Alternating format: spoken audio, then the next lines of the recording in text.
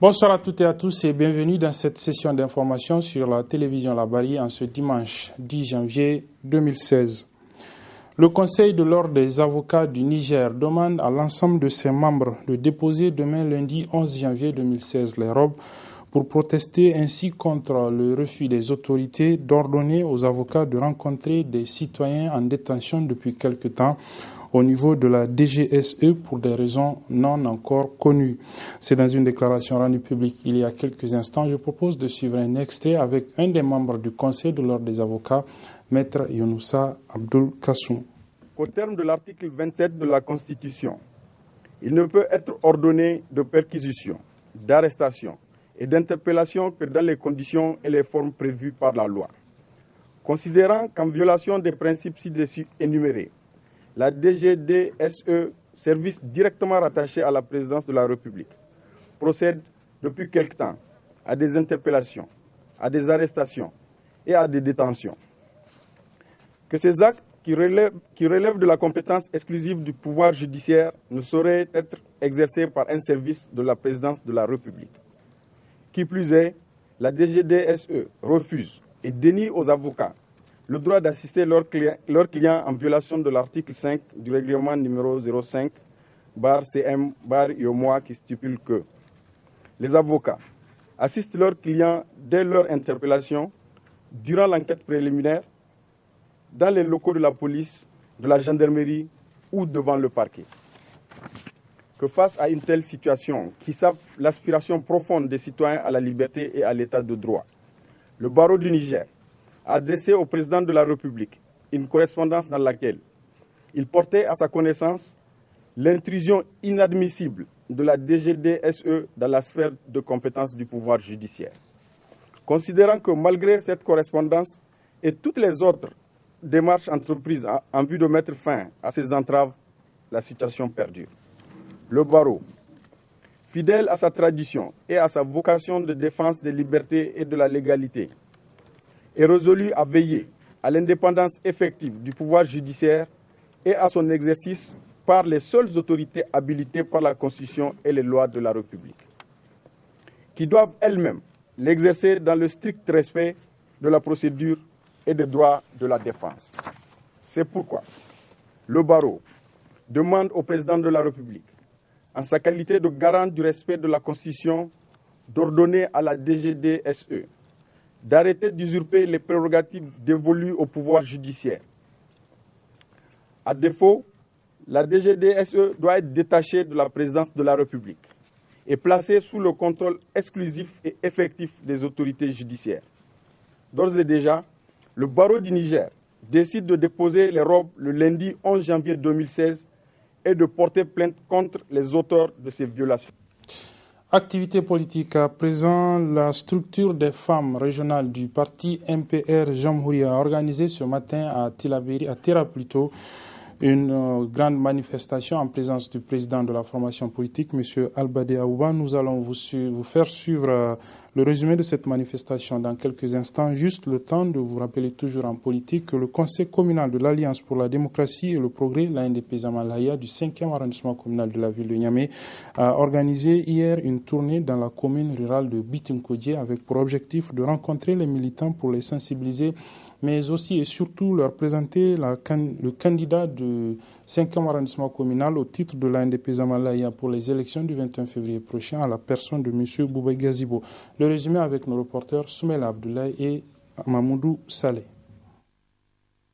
Hogole 1 et 2, Bibia et Bougoum, ces villages de la commune rurale de Bitinkodji du 5e arrondissement de la ville de Niamey ont constitué la première étape de la tournée entreprise par le Conseil communal de l'Alliance pour la démocratie et le progrès ANDP Zamalaya, une tournée qui vise à rencontrer les militants du parti pour les sensibiliser mais aussi les informer de la position de l'ANDP Zamalaya visant à soutenir le candidat Issoufou Mahamadou dès le premier tour aux élections présidentielles de février 2016. Et également d'annoncer aux militants du dépôt de la candidature de El Hadji Boubé Gazibo pour les élections législatives de février 2016 au titre de l'ANDP Zamalaya du 5e arrondissement de la ville de Niamey. nous sommes en pré-campagne. Nous sommes en train de sensibiliser nos militants pour leur dire que le candidat, l'honorable député Bouba Guissibo, a déposé sa candidature pour être député cette année. Donc, on n'est pas en période de campagne, mais nous sommes en train de rappeler les militants avant l'ouverture de la campagne.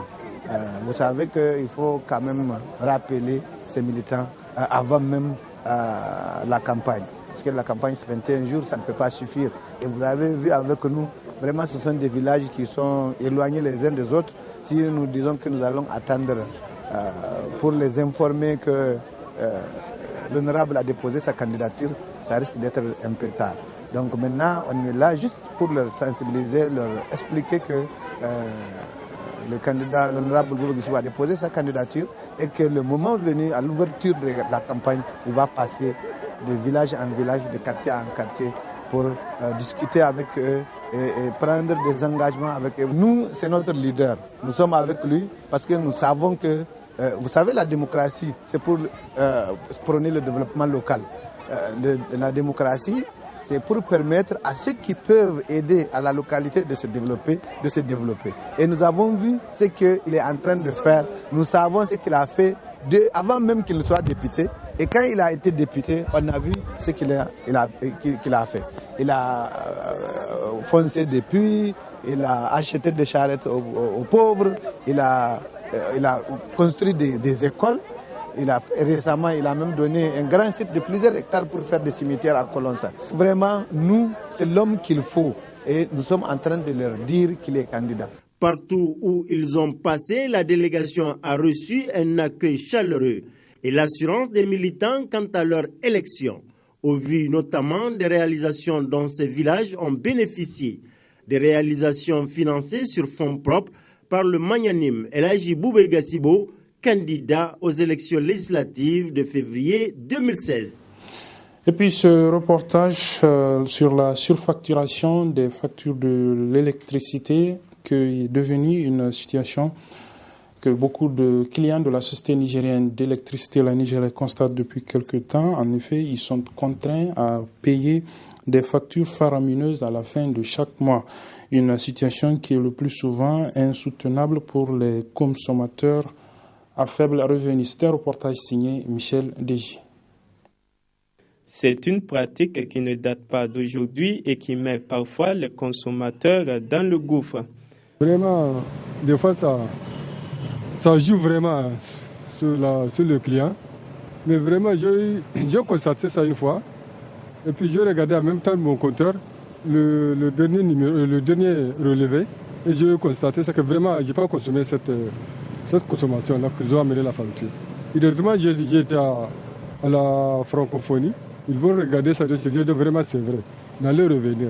Mais vraiment, ça a baissé après. Parce que je dois amener jusqu'à l'espace 50 combien, mais après j'ai payé l'espace 7000 quelque chose. Andani kaine kagar fogo dabuno. Donc karinga kan fogo dabu. Ngai sin be matkano. Idona kanda o ikanda ino après quand e kanda ndufa na inzabien taisara. Ils font facture performante. Mais aujourd'hui, quand j'étais venu, j'ai réclamé, on m'a écrit 750 francs.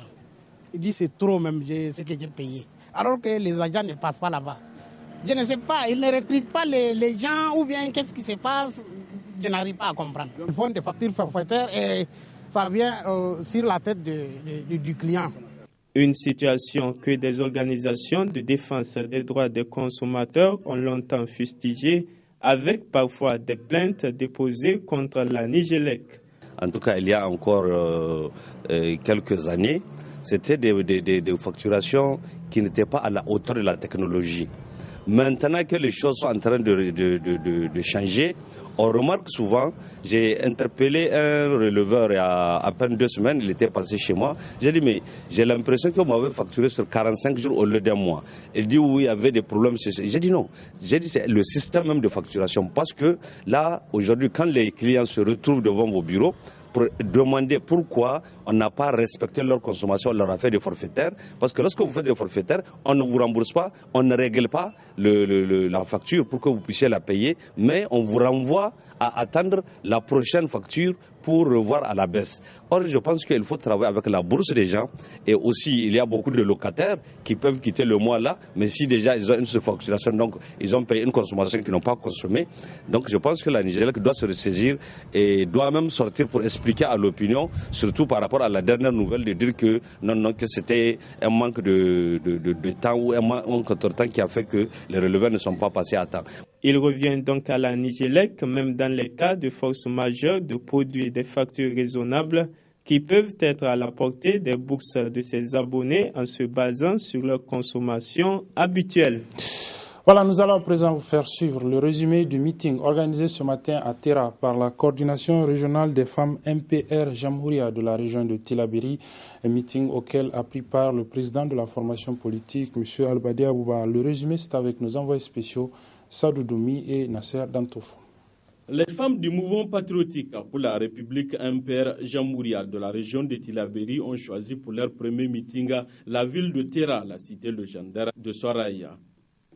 Un meeting auquel plusieurs personnalités et responsables du MPR ont pris part, dont à leur tête le président national du parti Albadé Abouba, à qui il a été réservé un accueil chaleureux après le discours de bienvenue de la vice-coordinatrice départementale de Tera. La substance de la déclaration des femmes MPR a été prononcée par la présidente régionale de l'organisation des femmes Jamhouria de la section de Tillabéri, à la personne de Mme Mourou Kabawe Hadiza.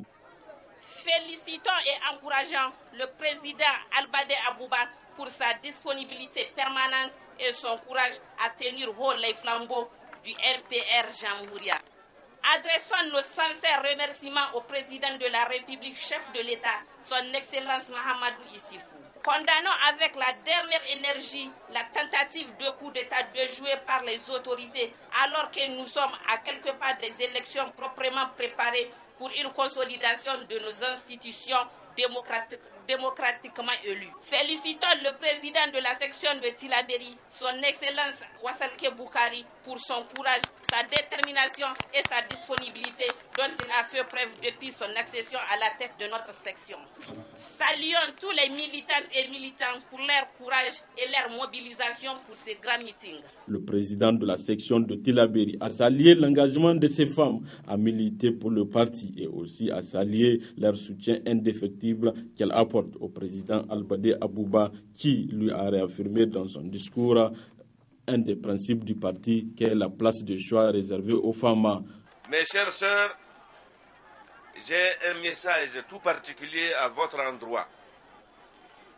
Lors du dernier congrès, nous avions convenu au niveau du bureau politique national de donner une place de choix à l'ensemble des femmes du MPR Jamhouria. Cette place, vous la méritez. Et nous souhaiterons que vous la méritiez encore davantage par votre engagement personnel, par vos valeurs intrinsèques et surtout par la forte mobilisation qu'on vous connaît de tout temps. Nous avons pris l'engagement, en tout cas au niveau du bureau politique, de vous donner tous vos droits, mais à condition aussi que vous vous serriez davantage les rangs et que vous vous engagez aussi pour nous apporter les meilleurs résultats possibles dans le cadre du scrutin à venir. À la veille de ces élections générales de 2016, des consignes ont été données aux militants, à savoir leur soutien dès le premier tour au président du PNDS, Tareya Issifou Mamadou. Il a été par la même occasion présenté les différents candidats pour les législatives de 2016 au titre de la section de Tillabéri. Voilà, c'est sur ce que se referme cette édition, mesdames, messieurs. Merci de l'avoir suivi. Les programmes se poursuivent sur la télévision La Barre. Au revoir.